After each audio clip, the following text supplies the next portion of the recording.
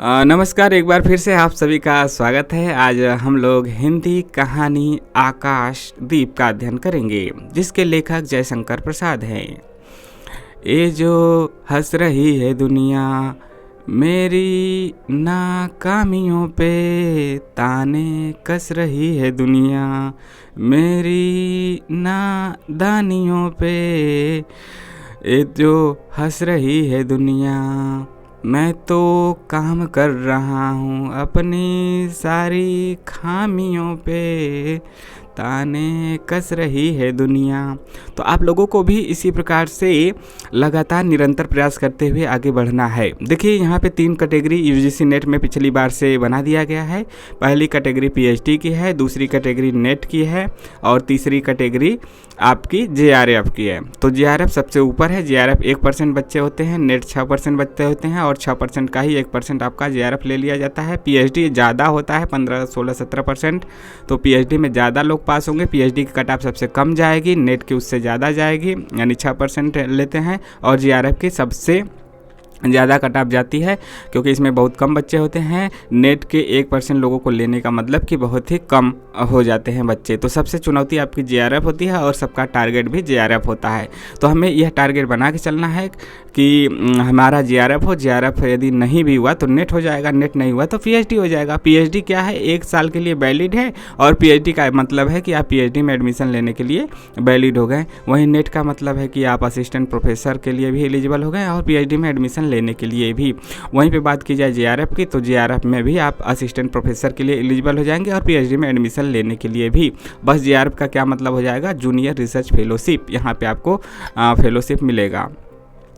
इतनी बातों को जान लीजिए। थोड़ी थोड़ी बातें बच्चों ने पूछा तो उसको भी हम बताते हुए चलें, ताकि आपको मोटिवेशन मिलता रहे।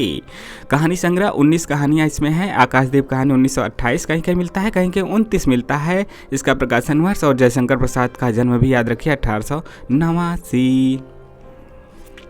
तो 19 कहानियों को भी देखना जरूरी है, पूछ सकता है। इसके तहत 2 चीज़ें आपको पता चलेंगी। क्या? पहली चीज़ की 19 कहानियां हैं और दूसरी चीज़ यह पता चलेगी कि किस कहानी संग्रह में है, या फिर इनसे जुड़ी कहानियां यदि पूछा जाए कि जयशंकर प्रसाद की कहानियों को छाटिए, या फिर कौन कौन से जयशंकर प्रसाद की कहानी है, यदि यहीं से दे दिया तब भी आपका काम हो जाएगा। आकाशदीप है, ममता है, स्वर्ग के खंडहर है, सुनहले साफ है, हिमालय का पथिक है, भिखारिन है, प्रतिध्वनि है, कला है। आप सोचेंगे अरे सर कहानी शुरू कीजिए। कहानी शुरू करने से पहले भूमिका भी जरूरी होती है, वहाँ से भी क्वेश्चन दे देता है कभी कभी कहानी से ना देके।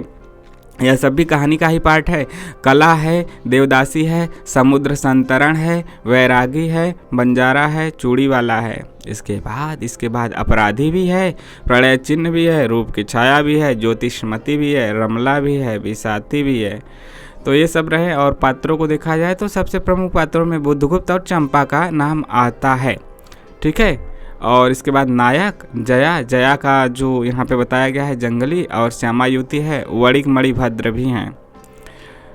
तो बुद्धगुप्त और चंपा प्रमुख पात्र हैं। और ये दोनों क्या हैं, यह चंपा नगरी की क्षत्रिय युवती है और यह भी क्या है, क्षत्रिय युवक हैं आपके ताम्रलिप्ति, ठीक है, ताम्रलिप्ति नगर के।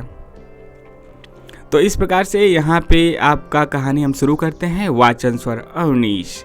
तो आप सभी चैनल को सब्सक्राइब इसी प्रकार से करते चलिए। आपके मन में जो भी डाउट है उसको भी पूछते हुए चले। हमने क्या क्या ऊपर देखा, किस कहानी का प्रकाशन वर्ष क्या है, जयशंकर प्रसाद का जन्म क्या है, किस कहानी संग्रह में लगा हुआ है, कहानी संग्रह का नाम भी क्या है, आकाशदीप, ठीक है। कहानी संग्रह का भी नाम क्या है, आकाशदीप कहानी संग्रह में ही लगा हुआ है। और आकाशदीप कहानी संग्रह में आपकी कितनी कहानियाँ हैं, 19 कहानियाँ हैं, ठीक। और हमने पात्रों को देखा। तो कहानी पढ़ना शुरू करते हैं बेहतरीन तरीके से। बंदी, क्या है, सोने दो। मुक्त होना चाहते हो? अभी नहीं, निद्रा खुलने पर चुप रहो, फिर अवसर न मिलेगा। बड़ा शीत है, कहीं से एक कंबल डालकर कोई शीत से मुक्त करता। जयशंकर प्रसाद की जो कहानियाँ हैं वह आपको थोड़े से मतलब ऐतिहासिक दृष्टि लेते हुए लगेंगे, और ऐतिहासिक दृष्टि लेते हुए हैं। आंधी की संभावना है, यही एक अवसर है, आज मेरे बंधन शिथिल हैं। तो क्या तुम भी बंदी हो? हाँ, धीरे बोलो, इस नाव पर केवल 10 नाविक और प्रहरी हैं।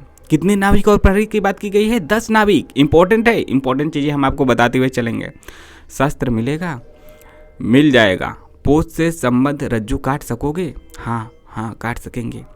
समुद्र में हिलोरें उठने लगी, दोनों बंदी आपस में टकराने लगे। पहले बंदी ने अपने को स्वतंत्र कर लिया, दूसरे का बंधन खोलने का प्रयत्न करने लगा। लहरों के धक्के एक दूसरे को स्पर्श से पुलकित कर रहे थे। मुक्ति की आशा, स्नेह का असंभावित आलिंगन, दोनों ही अंधकार में मुक्त हो गए। दूसरे बंदी ने हर्षातिरेक से उसको गले से लगा लिया। सहसा उस बंदी ने कहा, यह क्या, तुम स्त्री हो? क्या स्त्री होना कोई पाप है? क्या स्त्री होना कोई पाप है? अपने को अलग करते हुए स्त्री ने कहा, शस्त्र कहाँ है? तुम्हारा नाम? उसने कहा, चंपा। तारीख खचित नील अंबर और समुद्र के अवकाश में पवन उधम मचा रहा था। अंधकार से मिलकर पवन दुष्ट हो रहा था। समुद्र में आंदोलन था, नौका लहरों में विकल थी। स्त्री सतर्कता से लुढ़कने लगी। एक मतवाले नाविक के शरीर से टकराती हुई सावधानी से उसका कृपाण निकालकर फिर लुढ़कते हुए मतलब कि टकरा गई। और मतवाले नाविक मतलब कि जो अलमस्त थे, उतने सावधान नहीं थे, उससे उसके पास जो कृपाण था उसका निकाल के फिर लुढ़कते हुए बंदी के समीप पहुंच गई। सहसा पोत से पथ प्रदर्शक ने चिल्लाकर कहा, आंधी। आपत्ति सूचक तुर्य बजने लगा। सब सावधान होने लगे। बंदी युवक उसी तरह पड़ा रहा। किसी ने रस्सी पकड़ी, कोई पाल खोल रहा था, पर युवक बंदी ढुलक कर उस रज्जू के पास गया जो पोत से संलग्न थी। तारे ढक गए, तरंगे उद्वेलित हुई, समुद्र गरजने लगा। भीषण आंधी पिशाचनी के समान नाव को अपने हाथों में लेकर कंदुक क्रीड़ा और अट्टहास करने लगी। एक झटके के साथ ही नाव स्वतंत्र थी। जो बांधा गया था फिर वह काट दिया रस्सी। जो बंदी थी स्त्री, उसने उसको कृपाण दे दिया। उस संकट में भी दोनों बंदी खिलखिलाकर हंस पड़े। आंधी के हाहाकार में उसे कोई न सुन सका। अनंत जल निधि में उषा का मधुर आलोक फूट पड़ा। सुनहली किरणों और लहरों के कोमल सृष्टि मुस्कुराने लगी। सागर शांत था। नाविक ने देखा पोत का पता नहीं, बंदी मुक्त हैं। फिर नायक भी एक पात्र है। नायक ने क्या कहा? नायक ने कहा, बुद्धगुप्त, तुमको मुक्त किसने किया? कृपाण दिखाकर बुद्धगुप्त ने कहा, इसने। नायक ने कहा, तो तुम्हें फिर बंदी बनाऊंगा। किसके लिए? पोताध्यक्ष मणिभद्र। पोताध्यक्ष का क्या नाम है? मणिभद्र। अतल जल में होगा। नायक, अब इस नौका का स्वामी मैं हूं। इस नौका का स्वामी कौन है? मैं हूं। तुम? जलदस्यु? बुद्धगुप्त? कदापि नहीं, चौंक कर नायक ने कहा और अपना कृपाण टटोलने लगा। चंपा ने इसके पहले उस पर अधिकार कर लिया था। चंपा ने किसका निकाला था? कृपाण जो दिया था बुद्धगुप्त को, वह निकाला था नायक का। वह क्रोध से उछल पड़ा। तो तुम द्वंद्व युद्ध के लिए प्रस्तुत हो जाओ, जो विजयी होगा वह स्वामी होगा। इतना कहकर बुद्धगुप्त ने कृपाण देने का संकेत किया। चंपा ने कृपाण नायक के हाथ में दे दिया। भीषण घात प्रतिघात आरंभ हुआ। दोनों कुशल, दोनों त्वरित गति वाले थे। बड़ी निपुणता से बुद्धगुप्त ने अपना कृपाण दांतों से पकड़कर अपने दोनों हाथ स्वतंत्र कर लिए। चंपा भय और विस्मय से देखने लगी। नाविक प्रसन्न हो गए, परंतु बुद्धगुप्त ने लाघव से नायक का कृपाण वाला हाथ पकड़ लिया, मतलब जल्दी से, और विकट हुंकार से उसका दूसरा हाथ कटी में डाल उसे गिरा दिया। दूसरे ही क्षण प्रभात की किरणें में बुद्धगुप्त का विजयी कृपाण उसके हाथों में चमक उठा। नायक की कातर आंखें प्राण भिक्षा मांगने लगी। बुद्धगुप्त ने कहा, बोलो, अब स्वीकार है कि नहीं? मैं अनुचर हूँ, वरुण देव की शपथ, मैं विश्वासघात नहीं करूंगा। बुद्धगुप्त ने उसे छोड़ दिया। चंपा ने युवक जलदस्यु के समीप आकर उसके छातों को अपनी स्निग्ध दृष्टि और कोमल करों से वेदना विहीन कर दिया। बुद्धगुप्त के सुगठित शरीर पर रक्त बिंदु विजय तिलक कर रहे थे। विश्राम लेकर बुद्धगुप्त ने पूछा, हम लोग कहाँ होंगे? बाली द्वीप। किसका जिक्र यहाँ पे आया है? बाली द्वीप। बाली द्वीप से बहुत दूर, संभवतः एक नवीन द्वीप के पास, जिसमें अभी हम लोगों का बहुत कम आना जाना होता है। सिंघल के वणिकों का वहाँ प्राधान्य है। सिंघल द्वीप यानी श्रीलंका की बात की जा रही है। कितने दिनों में हम लोग वहाँ पहुँचेंगे? अनुकूल पवन मिलने पर यानी हवा मिलने पर 2 दिनों में। देख रहे हैं, यह संस्कृत निष्ठ शुद्ध हिंदी का प्रयोग करते हैं जयशंकर प्रसाद। तब तक के लिए खाद्य का अभाव ना होगा। तो अनुकूल पवन मिलने पर 2 दिन में पहुंचने की बात की जा रही है। कितने दिन में? 2 दिन में। इंपॉर्टेंट। सहसा नायक ने नायकों को डाढ़ लगाने की आज्ञा दी और स्वयं पतवार पकड़ बैठ गया। बुद्धगुप्त के पूछने पर उसने कहा, यहाँ एक जलमग्न शैलखंड है, सावधान न रहने से नाव टकराने का भय है। शैलमग्न खंड यानी कि अंदर छिपा हुआ पत्थर का बड़ा सा खंड, यदि सावधानी से न चलाया गया तो नीचे से टकरा के नाव टूट जाएगी, इधर उधर पलट सकती है या फिर उसमें छेद हो सकता है। आगे है, तुम्हें इन लोगों ने बंदी क्यों बनाया? वाणिक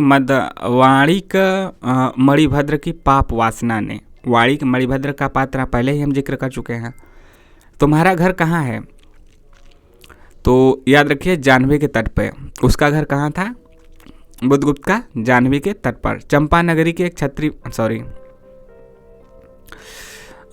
यह तुम्हारा घर कहाँ है? तो यह किसने बताया? चंपा ने बताया। तो चंपा जाह्नवी नदी के तट पे बता रही है और चंपा नगरी की एक क्षत्रिय बालिका है। पूछा जा सकता है ये चंपा कहाँ के? चंपा नगरी की एक क्षत्रिय बालिका कौन है? चंपा है और जाह्नवी नदी के तट पे घर है। पिता इसी मणिभद्र के यहाँ प्रहरी का काम करते थे। माता का देहावसान हो जाने पर मैं पिता के साथ नाव पर ही रहने लगी। जब माता मर गई तो 8 बरस से, कितने बरस से? 8 बरस से समुद्र ही मेरा घर है। कितने बरस से? इंपॉर्टेंट है। 8 बरस से पूछ सकता है, 10 बरस, 20 बरस, 15 बरस, 2 बरस, 4 बरस, तो 8 वर्ष याद रखिए। 8 वर्ष से समुद्र ही मेरा घर है। तुम्हारे आक्रमण के समय मेरे पिता ने ही 7 दस्युओं को मारकर जल समाधि ली थी।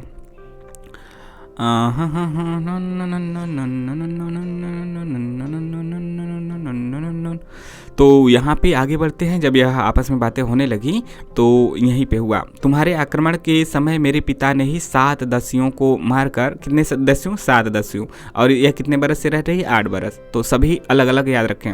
मारकर जल समाधि ली। 1 मास हुआ, 1 महीना हुआ, मैं इस नील नभ के नीचे नील जल निधि के ऊपर एक भयानक अनंतता में निस्सहाय हूँ, अनाथ हूँ। मणिभद्र ने मुझसे एक दिन घृणित प्रस्ताव किया। मैंने उसे गालियाँ सुनाई। उसी दिन से बंदी बना दी गई। चंपा रोज से जल रही थी। यह बात आपस में हो रही बुद्धगुप्त और चंपा की। जब बुद्धगुप्त ने पूछा कि तुम्हें यहाँ बंदी किसने बनाया, तो वही बात यह बताने लगी। मैं ताम्रलिप्ति का एक क्षत्रिय हूँ। ताम्रलिप्ति का एक क्षत्रिय कौन है? यह है आपका बुद्धगुप्त। और जो युवती थी वह क्या थी? चंपा नगरी की क्षत्रिय बालिका है। यह भी क्षत्रिय, वह भी क्षत्रिय। यह ताम्रलिप्ति का, वह जाह्नवी के तट के पास रहने वाली जो है चंपा नगरी की। चंपा नगरी की चंपा इंपॉर्टेंट है, इस इजी है याद करने में। और ताम्रलिप्ति का क्षत्रिय बुद्धगुप्त। तो मैं ताम्रलिप्ति का क्षत्रिय हूँ चंपा, परंतु दुर्भाग्य से जलदस्यु बनकर जीवन बिताता हूँ। अब तुम क्या करोगे? मैं अपने अदृष्ट को अनिर्दिष्ट ही रहने दूंगी, वह जहाँ ले जाए, मतलब कि प्रकृति जहाँ ले जाए। चंपा की आंखें निस्सीम प्रवेश में निरुद्देश्य थी। किसी आकांक्षा के लाल डोरे न थे। धवल अपांगों में बालकों के सदृश विश्वास था। हत्या व्यवसायी दस्यु भी उसे देखकर कांप गया। उसके मन में एक संभ्रमपूर्ण श्रद्धा यौवन की पहली लहरों को जगाने लगी। समुद्र वृक्ष पर विलंबमयी राग रंजित संध्या थिरकने लगी। चंपा के असंयत कुंतल उसकी पीठ पर बिखरे हुए थे। दुर्दांत दस्यु ने देखा अपनी महिमा में अलौकिक एक तरुण बालिका। वह विस्मय से अपने हृदय को टटोलने लगा। उसे एक नई वस्तु का पता चला, वह थी कोमलता। उसे अपनी नई वस्तु का पता चला। नई वस्तु क्या थी? पूछा जा सकता है, कोमलता। उसी समय नायक ने कहा, हम लोग द्वीप के पास पहुंच गए। खुशी की बात है, खुशियां मनाओ। बेला से नाव टकराई। चंपा निर्भीकता से कूद पड़ी, मतलब किनारे से। माझी भी उतरे बुद्ध नाव खेलने वाले। बुद्धगुप्त ने कहा, जब इसका कोई नाम नहीं है तो हम लोग इसे चंपाद्वीप कहेंगे। चंपा हंस पड़ी। हा। 5 बरस बाद, अब कितने बरस बाद का जिक्र हो रहा है? 5 वर्ष। शरद के धवल नक्षत्र नील गगन में झलमला रहे थे। चंद्र की उज्जवल विजय पर अंतरिक्ष में शरद लक्ष्मी ने आशीर्वाद के फूलों और खीलों को बिखेर दिया। चंपा के एक उच्च सौध पर बैठी हुई तरुणी चंपा दीपक जला रही थी। युवती किशोरी बड़े यत्न से अभ्रक की मंजूषा में दीप धरकर उसने अपनी सुकुमार अंगुलियों से डोरी खींची। वह दीपाधार ऊपर चढ़ने लगा। भोली भाली आंखें उसे ऊपर चढ़ते हर्ष से देख रही थी। डोरी धीरे धीरे खींची गई। चंपा की कामना थी कि उसका आकाशदीप नक्षत्रों से हिल मिल जाए। ऊपर भेज रही है, दीप आकाश में गया, यहीं से तो इसका नाम पड़ा आकाशदीप। किंतु ऐसा होना असंभव था। उसने आशा भरी आंखें फिरा ली। सामने जल राशि का रजत श्रृंगार था। वरुण बालिकाओं के लिए लहरों से हीरे और नीलम की किरणा शैल मालाएं बन रही थी और वे मायाविनी छलनाएं अपनी हंसी का कलना छोड़कर फिर छिप जाती थी। दूर दूर से देवरों का वंशी झनकार उनके संगीत सा मुखरित होता था। चंपा ने देखा कि तरल संकुल जलराशि में उसके कंदिल का प्रतिबिंब अस्त व्यस्त था। वह अपनी पूर्णता के लिए सैकड़ों चक्कर काटता था। वह अनमनी होकर उठ खड़ी हुई। किसी को पास न देखकर पुकारा। क्या पुकारा? जया। तो जया भी इसकी एक पात्र है। जया। एक श्यामा युवती सामने आई। जया क्या है? एक श्यामा युवती। वह जंगली थी, तो जंगल की रहने वाली जंगली श्यामा युवती जया। यह हमने पात्र में जिक्र कर लिया है। नील नभोमंडल से मुख में शुद्ध नक्षत्रों की पंक्ति के समान उसके दांत हंसते ही रहते। वह चंपा को रानी कहती। बुद्धगुप्त की आज्ञा थी, यानी बुद्धगुप्त ने कहा था कि उन्हें रानी कहना है। महानाविक कब तक आएंगे? बाहर पूछो तो, चंपा ने कहा। जया चली गई। दुरागत पवन चंपा के अंचल में विश्राम लेना चाहता था। उसके हृदय में गुदगुदी हो रही थी। आज न जाने क्यों वह बेसुध थी। एक दीर्घकाय दृढ़ पुरुष ने उसकी पीठ पर हाथ रखकर चमत्कृत कर दिया। उसने फिर कहा, बुद्धगुप्त, बावली हो क्या? यहाँ बैठी हुई अभी तक दीप जला रही हो? तुम्हें क्या काम करना है? क्षीर निधि साई अनंत की प्रसन्नता के लिए क्या दासियों से आकाश दीप जलवाऊं? हंसी आती है। तुम किसको दीप जलाकर पथ दिखलाना चाहती हो? उसको जिसको तुमने भगवान मान लिया? वह अभी कभी भटकते हैं, भूलते हैं, नहीं तो बुद्धगुप्त को इतना ऐश्वर्य क्यों देते हैं? तो बुरा क्या हुआ? इस द्वीप की अधीश्वरी चंपा रानी, मुझे इस बंदीगृह से मुक्त करो। अब तो बाली, जावा, सुमात्रा, ये सब इंडोनेशिया के द्वीप हैं। इंडोनेशिया तो किस किस द्वीपों का नाम आया है? बाली, जावा, सुमात्रा। कहा, वाणिज्य केवल तुम्हारे ही अधिकार में है महानाविक, परंतु मुझे उन दिनों की स्मृति सुहावनी लगती है जब तुम्हारे पास एक ही नाव थी और चंपा के उपकूल में पण लाद कर हम लोग सुखी जीवन बिताते थे। इस जल में अगणित बार हम लोगों की तरी आलोक में प्रभात में तारिकाओं की मधुर ज्योति में थिरकती थी। बुद्धगुप्त, उस विजय अनंत में जब माझी सो जाते थे, दीपक बुझ जाते थे, हम तुम परिश्रम से थक कर पालों में शरीर लपेटकर एक दूसरे का मुंह क्यों देखते थे?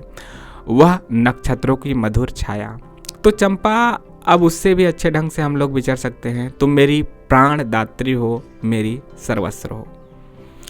यदि कहा जाए, पूछा जाए कि तुम मेरी प्राण दात्री हो, मेरी सर्वस्व हो, यह किस कहानी में है? आकाशदीप। किसने किससे कहा? बुद्धगुप्त ने चंपा से। नहीं, तुमने 10 सुवृत्ति छोड़ दी, परंतु हृदय वैसा ही अकरुण, सतृष्ण और ज्वलनशील है। तुम भगवान के नाम पर हंसी उड़ाते हो, मेरे आकाशदीप पर व्यंग कर रहे हो। नाविक, उस प्रचंड आंधी में प्रकाश की एक एक किरण के लिए हम लोग कितने व्याकुल थे। मुझे स्मरण है, जब मैं छोटी थी, मेरे पिता नौकरी पर समुद्र में जाते थे। मेरी माता मिट्टी का दीपक बांस की पिटारी में भागीरथी के तट पर, कौन सी नदी का जिक्र है? भागीरथी, और जानवी भी वहाँ पे था, जानवी ऊपर। मिट्टी का दीपक बांस की पिटारी में भागीरथी के तट पर बांस के साथ ऊंचे टांग देती थी। उस समय वह प्रार्थना करती थी, भगवान, मेरे पथ भ्रष्ट नाविक को अंधकार में ठीक पथ ले चलना। यानी कि जो समुद्र में है, नदी में है, रास्ता पता नहीं चलता, यदि दीपक ऊपर जला के रख दिया जाए तो दूर तक दिखेगा, रास्ता कोई नहीं भटकेगा। तो वही उसकी माँ करती थी। और जब मेरे पिता बरसों पर लौटते तो कहते, साध्वी, तेरी प्रार्थना से भगवान ने संकटों में मेरी रक्षा की है। वह गदगद हो जाती। मेरी माँ, आह नाविक, यह उसी की पूरी स्मृति है। मेरे पिता, वीर पिता की मृत्यु के निष्ठुर कारण जलदस्यु, हट जाओ। सहसा चंपा का मुख क्रोध से भीषण होकर रंग बदलने लगा, क्योंकि जो बुद्धगुप्त था, जो उसका आक्रमण उन्होंने किया था जलदस्यु के रूप में, यानी कि जो पानी के डाकू होते हैं उस रूप में, तो उसी ने जो मारा था 7 लोगों को, जो मारा था लोगों को, उसमें इसके पिता भी थे। सहसा चंपा का मुख क्रोध से भीषण होकर रंग बदलने लगा। महानाविक ने कभी यह रूप न देखा था। वह ठठाक कर हंस पड़ा। मतलब अचानक वह प्रेम भाव से रहती थी और शांत रहती थी, अचानक उसका मुख क्रोध से भीषण हो गया। तो उसे लगा कि मजाक कर रही है, बुद्धगुप्त को लगा मजाक है, लेकिन चंपा तो असलियत में उसके क्रोध आ गया था। यह क्या चंपा, तुम अस्वस्थ हो जाओगे, सो रहो, कहता हुआ चला गया। चंपा मुट्ठी बांधे उन्मादनी से घूमती रही। निर्जन समुद्र के उपकूल में बेला से टकरा कर लहरें बिखर जाती थी। पश्चिम का पथिक थक गया था, उसका मुख पीला पड़ गया। अपनी शांत गंभीर हलचल में जलनिधि विचार में निमग्न था। वह जैसे प्रकाश की उन्मीलन किरणों से विरक्त था। आगे है, चंपा और जया धीरे धीरे उस तट पर आकर खड़ी हो गई। तरंग से उठते हुए पवन ने उसके वसन को अस्त व्यस्त कर दिया, कपड़े को। जया के संकेत से एक छोटी सी नौका आई। दोनों के उस पर बैठते ही नाविक उतर गया। जया नाव खेने लगी। चंपा मुग्ध सी समुद्र के उदास वातावरण में अपने को मिश्रित कर देना चाहती थी। नाव कौन खे रही थी? जया। इतना जल, इतनी शीतलता, हृदय की प्यास न बुझी, पी सकूंगी? नहीं। तो जैसे बेला में चोट खाकर सिंधु चिल्ला उठता है, उसी के समान रोदन करूं, या जलते हुए स्वर्ण गोलक सदृश अनंत जल में डूबकर बुझ जाऊं। चंपा के देखते देखते पीड़ा और ज्वलन से आरक्त बिंब धीरे धीरे सिंधु में चौथाई, आधा फिर संपूर्ण विलीन हो गया। एक दीर्घ निश्वास लेकर चंपा ने मुंह फेर लिया। देखा तो महानाविक का बजरा उसके पास है। बुद्धगुप्त ने झुककर हाथ बढ़ाया। चंपा उसके सहारे बजरे पर चढ़ गई। दोनों पास पास बैठ गए। इतनी छोटी नाव पर इधर घूमना ठीक नहीं, मतलब जो उसका बड़ा नाव था, बुद्धगुप्त भी सामने दिख गया और वहाँ पे वो चली गई। तो इतनी नाव में इधर उधर घूमना ठीक नहीं। पास ही वह जलमग्न शैलखंड है, कहीं नाव टकरा जाती या ऊपर चढ़ जाती तो ऊपर चढ़ जाती चंपा, तो यानी कि छोटा नाव है, यदि किसी पत्थर, जो नीचे पत्थर शिलाखंड रहते हैं, नहीं दिखा, उससे टकरा गई तो फिर फट जाएगी, पेदी पानी भर जाएगा, डूब जाएगी। या ऊपर चढ़ गई तो फिर नीचे कैसे आएगी, पलट सकती है, तूफान में फंस सकती है। इतनी छोटी नाव पर इधर इसीलिए घूमना ठीक नहीं है, यह बुद्धगुप्त ने कहा। अच्छा होता बुद्धगुप्त, जल में बंदी होना कठोर प्राचीरों से अच्छा है। अच्छा होता बुद्धगुप्त, जल में बंदी होना कठोर प्राचीरों से अच्छा है। चंपा, तुम कितनी निर्दय हो। बुद्धगुप्त को आज्ञा देकर देखो तो वह क्या नहीं कर सकता। जो तुम्हारे लिए नए द्वीप की सृष्टि कर सकता है, नई प्रजा खोज सकता है, नए राज्य बना सकता है, उसकी परीक्षा लेकर देखो तो, उसकी परीक्षा लेकर देखो तो। कहो चंपा, वह कृपाण से अपना हृदय पिंड निकाल अपने हाथों अतल जल में विसर्जन कर दो। महानाविक जिसके नाम से बाली, जावा, चंपा का आकाश गूंजता था, पवन थर्राता था, घुटनों के बल चंपा के सामने छलछलाई आंखों से बैठा था। बाली, जावा, चंपा का आकाश गूंजता था, जिसके वीरता से वह आज चंपा के सामने बैठा था। सामने शैलमाला की चोटी पर हरियाली में विस्तृत जल देश में नील पिंगल संध्या, प्रकृति की सहृदय कल्पना, विश्राम की शीतल छाया स्वप्न लोक का सृजन करने लगी। उसी मोहिनी के रहस्यपूर्ण नील जाल का कुहक स्फुट हो उठा। जैसे मदिरा से सारा अंतरिक्ष सिक्त हो गया, सृष्टि नील कमलों में भर उठी। उस सौरभ से पागल चंपा ने बुद्धगुप्त के दोनों हाथ पकड़ लिए। वहाँ एक आलिंगन हुआ, जैसे क्षितिज में आकाश और सिंधु का है। आकाश और सिंधु का ना, दूर देखते हैं तो लगता है कि आकाश और पृथ्वी मिल रहे हैं, तो उसी प्रकार से इनका मिलन हुआ। जयशंकर प्रसाद कह रहे हैं। किंतु उस परिरंभ में सहसा चैतन्य होकर चंपा ने अपनी कंचुकी से कृपाण निकाल लिया। उसके मन में प्रतिशोध भी था कि पिता की हत्या करने वाला यही है। तो प्रेम भी कर रहे हैं और शत्रुता भी दिखा रहे हैं, दोनों दिखा रहे हैं, मिल भी रहे हैं, अलग भी हो रहे हैं। जैसे आकाश और पृथ्वी मिलता हुआ दिखाई देता है, लेकिन वास्तव में मिलता नहीं। यही क्रिया चल रही थी बुद्धगुप्त और चंपा में भी। बुद्धगुप्त, आज मैं अपने प्रतिशोध का कृपाण अतल जल में डुबा देती हूँ। हृदय ने छल किया, बार बार धोखा दिया। चमक कर वह कृपाण समुद्र का हृदय बेचता हुआ विलीन हो गया। यानी कि उसने कृपाण रखा तो था मारने के लिए, लेकिन बार बार वह प्रेम जीत जाता था। और शत्रुता विलीन हो जाती थी। तो कृपाण उसने फेंक दिया। तो आज से मैं विश्वास करूं, क्षमा कर दिया गया? आश्चर्य कंपित कंठ से महानाविक ने पूछा।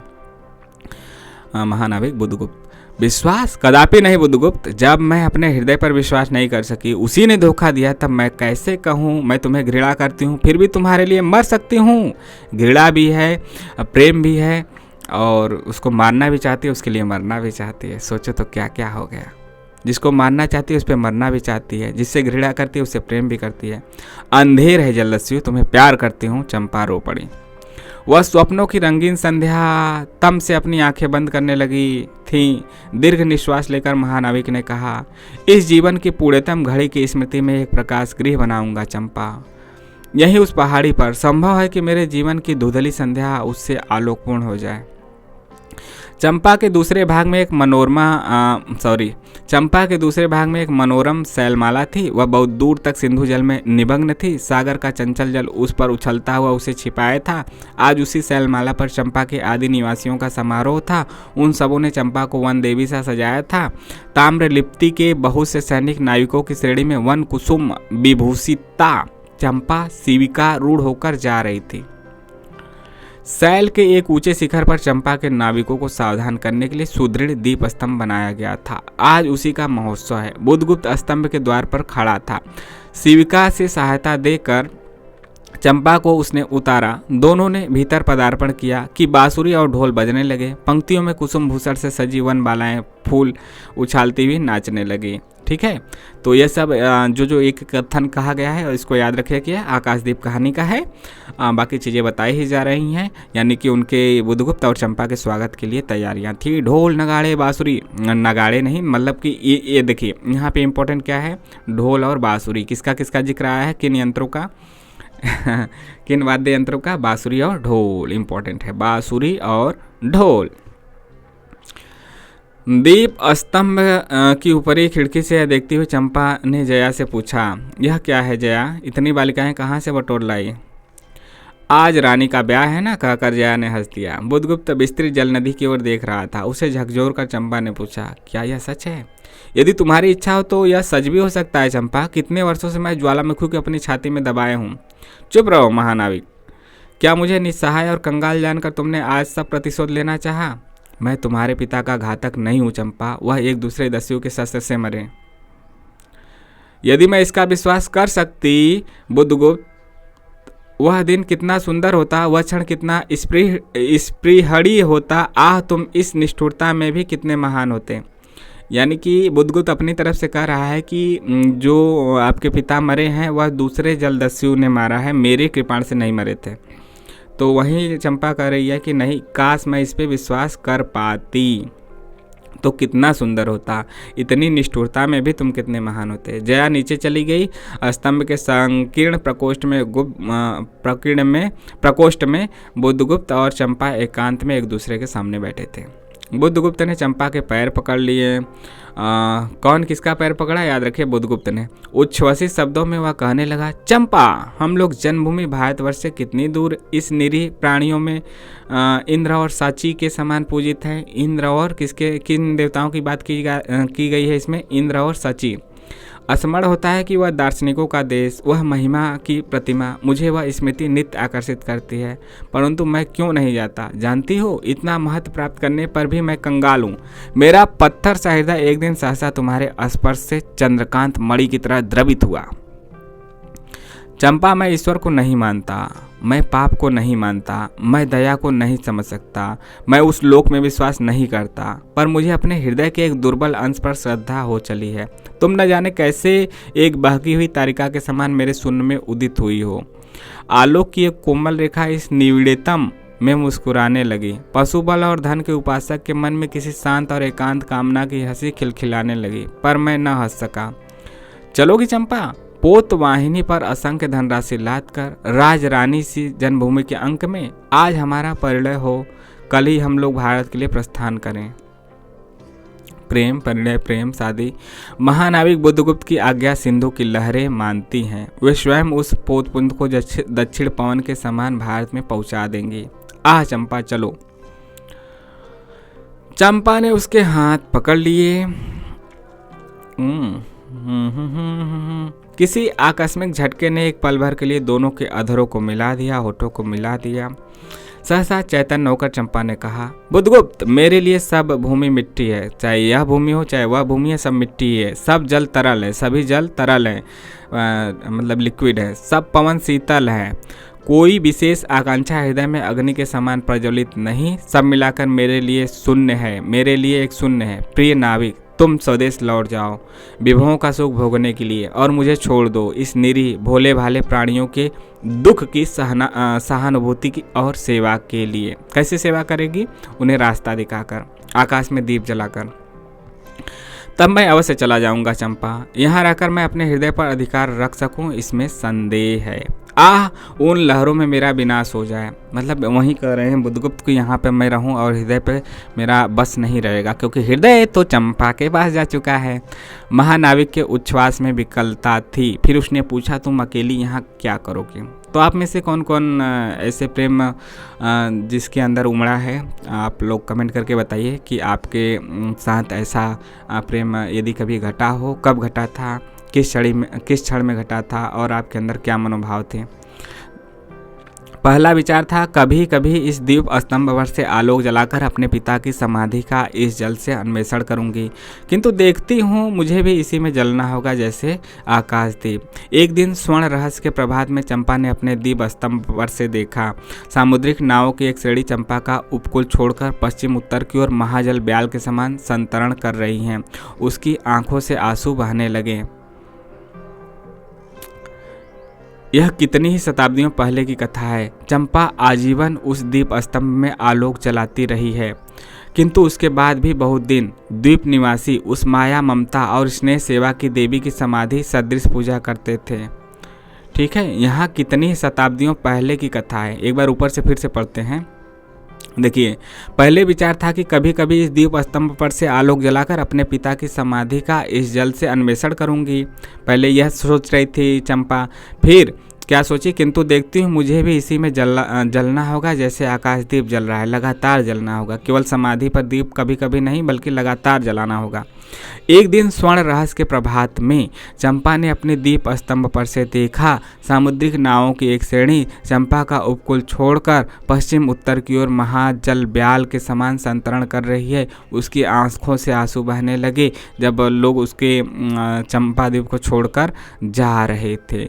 यह कितनी ही शताब्दियों पहले की कथा है। चंपा आजीवन उस स्तंभ में आलोक जलाती रही, लोगों को रास्ता दिखाती रही, किंतु उसके बाद भी बहुत दिन द्वीप निवासी उस माया, ममता और स्नेह सेवा की देवी की समाधि सदृश पूजा करते रहे। उसके बाद भी लोग पूजा करते रहे थे, उसे याद करते रहे थे।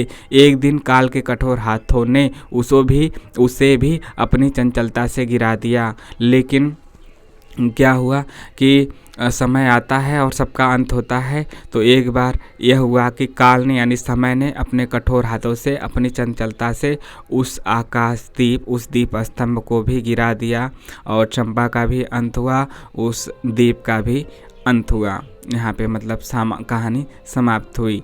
कहानी समाप्त होने का मतलब कि वह दीप जब तक रही जलाती रही, बाद में लोग भी उसको याद करते रहें। लेकिन एक दिन यह हुआ कि काल ने यानी समय ने उसको भी गिरा दिया, सब कुछ समाप्त हो गया।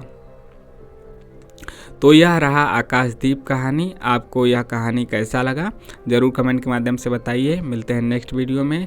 चैनल को लाइक, शेयर, सब्सक्राइब इसी प्रकार से करते रहिए।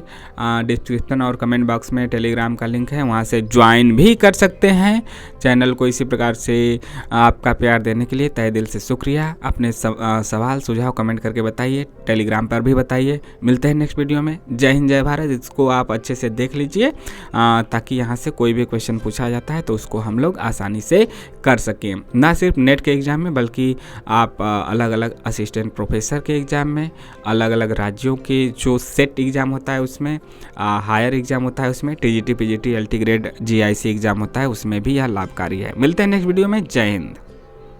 कहने का मतलब कि आपके विद्यालय कहीं पे भी जहाँ पे आपके सिलेबस में लगा हुआ है उसके लिए इम्पोर्टेंट है। नमस्कार।